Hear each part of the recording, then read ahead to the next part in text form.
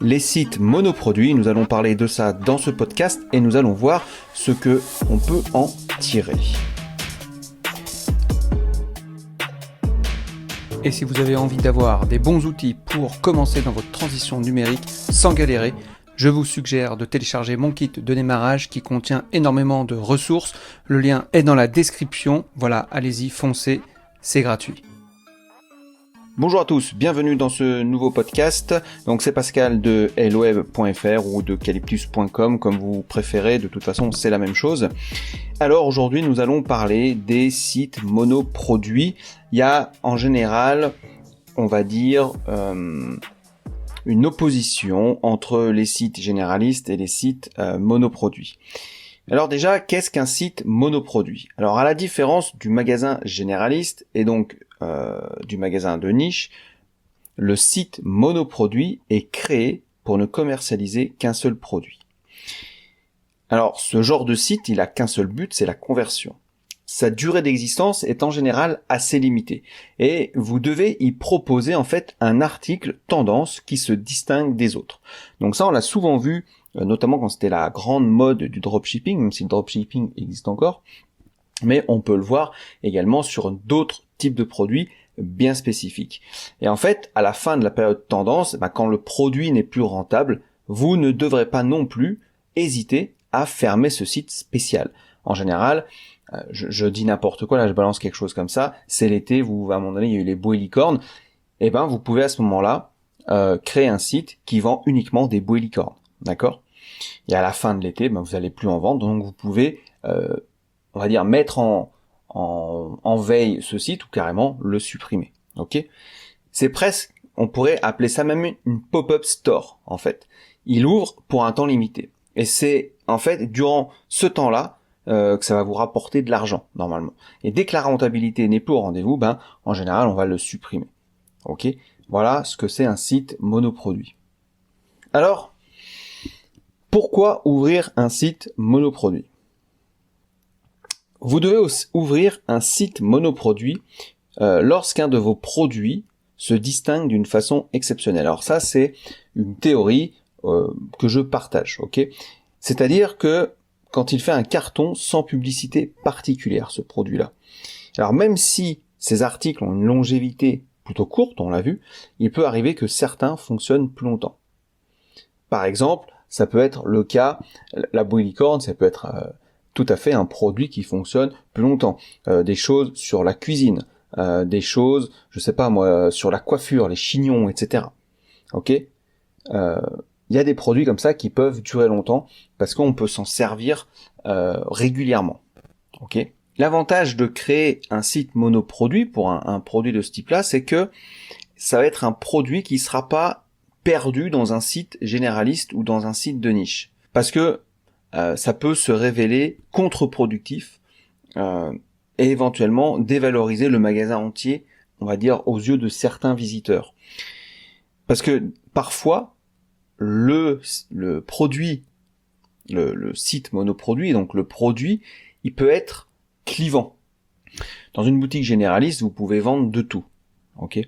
Admettons, vous vendez des choses, on va dire, plutôt sérieuses, d'accord ? Si vous ramenez une bouée licorne dans ce magasin-là, ça va paraître bizarre, ok ? Peut-être que là, à ce moment-là, il sera perdu dans ce magasin généraliste et aux yeux des autres, ils vont dire, voilà, c'est qui ce guignol qui, au milieu des montres, vend des montres, des bijoux, ce genre de truc, vend une bouée licorne. Donc, ça peut être intéressant, si vous avez un business là-dedans, de créer un site monoproduit sur votre bouée licorne. Il vaut mieux isoler ce produit-là sur un site dédié où il sera vendu seul. Et ça permettra en fait de supprimer un peu tout le côté provocateur et de ne toucher que les potentiels clients intéressés.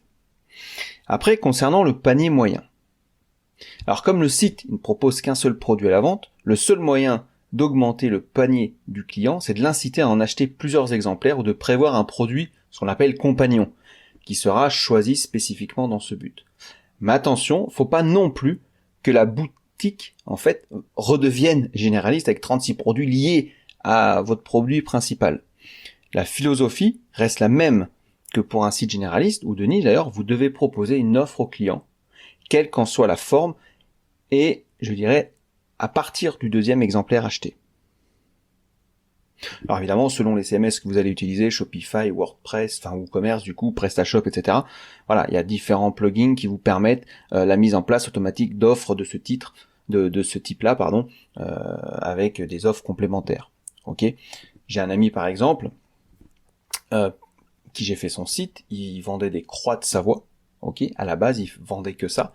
On aurait pu faire un site monoproduit là-dessus. Et ensuite, bon, il a décliné son offre. Alors ça reste un site de niche par rapport à ce qu'il propose, mais on aurait pu tout à fait sortir son produit principal qui est la croix de Savoie et en faire un site monoproduit. C'était tout à fait possible. On n'a pas pris cette direction-là pour l'instant, mais c'est quelque chose pour lequel je vais discuter avec lui là-dessus. Surtout que son entreprise s'appelle Croix de Savoie, si vous voulez. Donc voilà, il y a peut-être quelque chose à faire là-dessus.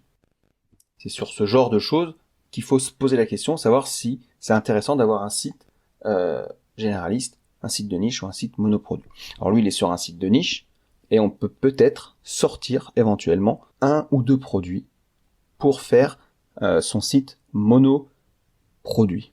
Et par exemple, en accessoires compagnons, ça pourrait être les accessoires pour accrocher la croix de Savoie, par exemple. Ça pourrait être ce genre de choses-là.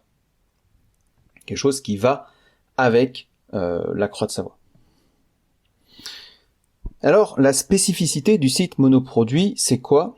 C'est qu'il doit comporter qu'une seule page en général, la page d'accueil, et tout doit y être intégré. La description du produit, la photo du produit et la foire aux questions. C'est donc important d'y mettre des images de très bonne qualité. On pourrait même dire en haute résolution à la rigueur. Il faut voir comment ça charge par rapport au temps de chargement pour pas que ça pénalise et que ça impacte trop le visiteur. Vous pouvez même aussi mettre une vidéo de produit en action, ok, si c'est possible. Et donc, l'idée c'est vraiment de faire un thème, un visuel très très haut de gamme, entre guillemets. Ou en tout cas dans le thème de votre produit. Mais il faut vraiment que le thème soit classe. Ok. Et là, ce qui est bien sur un site monoproduit, quand on travaille sur un site monoproduit, c'est qu'on peut vraiment optimiser au maximum le site one page, quoi, si vous voulez, one page. Alors, les éléments du site monoproduit, c'est quoi? Pour convaincre le client d'acheter le produit, il y a certains éléments qui doivent être intégrés. Je vous l'ai dit tout à l'heure, là, juste avant, une vidéo qui explique le fonctionnement du produit, une jolie description du produit. Et c'est pareil, dans les descriptions du produit, j'ai fait une formation comment faire une fiche produit attrayante qui convertisse. Ok, vous pouvez aller jeter un coup d'œil sur mon site elweb.fr. Il y a une partie aussi, pourquoi pas, truc et astuce, qui peut être un atout non négligeable en fonction de ce que vous voulez apporter comme valeur à votre produit. Vous pouvez également mettre des images de clients qui sont satisfaits pour accompagner leurs commentaires, leurs avis, etc. Okay, ça peut être des photos. Par exemple, si je prends l'exemple de la Croix de Savoie, ça met des photos des personnes qui ont installé leur Croix de Savoie dans leur magasin ou chez eux. Évidemment, le témoignage vidéo, c'est encore plus puissant. Ensuite, mettez des boutons de commande partout. La page, elle va être quand même un petit peu longue, donc il faut que le client il puisse pouvoir cliquer vraiment à tout moment sur le bouton d'achat. Ok, ça c'est le meilleur moyen de convertir. Si vous mettez un seul bouton au début, un seul bouton à la fin, c'est mort.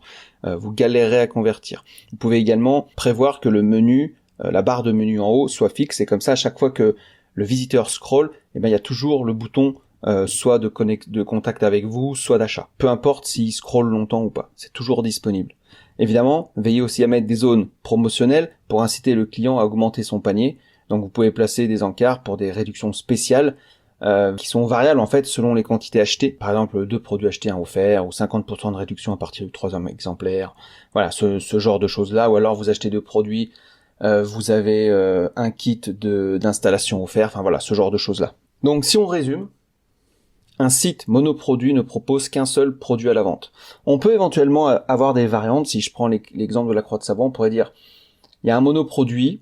Par exemple, il y a une taille de 50 par 50 et une taille de 30 par 30, par exemple. Ok, ça peut être ça comme dérive, si vous voulez, du site monoproduit. Ok, il peut vous permettre donc de vendre un produit très clivant si vous avez envie de tester quelque chose de marrant ou on va dire de pas moral ou j'en sais rien. Enfin, après, je vous laisserai trouver les idées tout seul. Et vous devez aussi trouver des moyens d'inciter le client à augmenter donc son panier moyen, mais sans transformer votre magasin monoproduits en boutique généraliste. Ok ? Donc à vous de voir les petits accessoires que vous pouvez mettre en complément pour augmenter le panier moyen de votre futur acheteur. Voilà ce que j'avais à vous dire sur les sites monoproduits. J'espère que vous allez y réfléchir pour ceux qui ont envie de faire du e-commerce avec un site monoproduit. En tout cas, sachez que les sites monoproduits, ça fonctionne plutôt bien si le site est bien structuré, si le site est bien foutu. Et pour connaître un peu toutes ces structures-là, c'est pareil, j'ai toutes mes formations pour préparer les sites internet, etc. Donc je vous laisse aller voir ça dans mon site lweb.fr. Et je vous rappelle aussi que calyptus.com, c'est le site principal de mon entreprise. Et à l'intérieur, vous avez Lweb et vous avez les différents autres noms commerciaux de mes activités de formation. Voilà, j'espère que ce podcast vous aura plu. Moi, je vous dis à très bientôt pour un prochain podcast. Ciao.